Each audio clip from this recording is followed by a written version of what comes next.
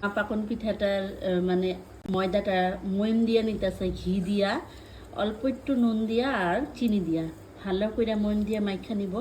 এইখানে মা নারিকল কুড়ানি হয়ে গেছে, নারিকল চিনি দিয়া ভাইজা নিতেছি ভিতরের পুরটা আর কি।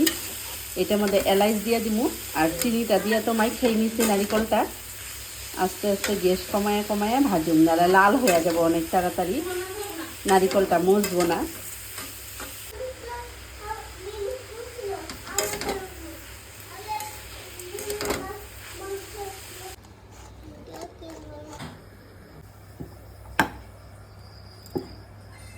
এইভাবে রুটির মতো বেল্লা নিত ময়দাগুলো, এটা খালি ময়দার কিন্তু।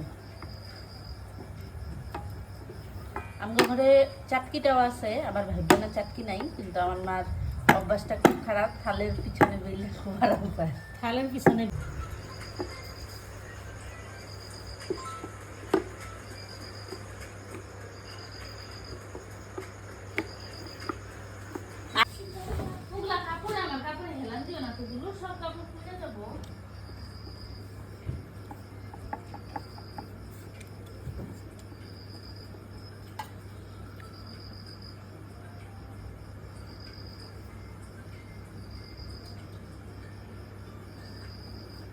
এটা দে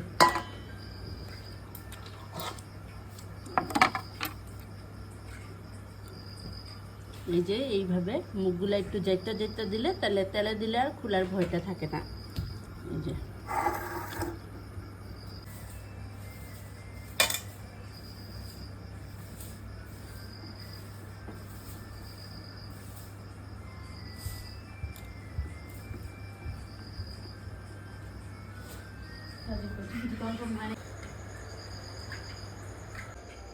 এখন আমি এগুলা কড়াই দিয়ে ভাজুম। এদিকে আমি হইলো গ্যাস ধরায় নিছি, গ্যাস ধরায় তেল গরম দিয়ে নিছি। কথার উল্টা উল্টা হয়ে যায় গা, আস্তে আস্তে আমি ছেড়ে দিলাম। কাঁচা থাকতেই কি হবো, এত লুভ লাগতে থাকে কাঁচা থাকতেই, কখন মানে ভাজুম আর পেটে দিব।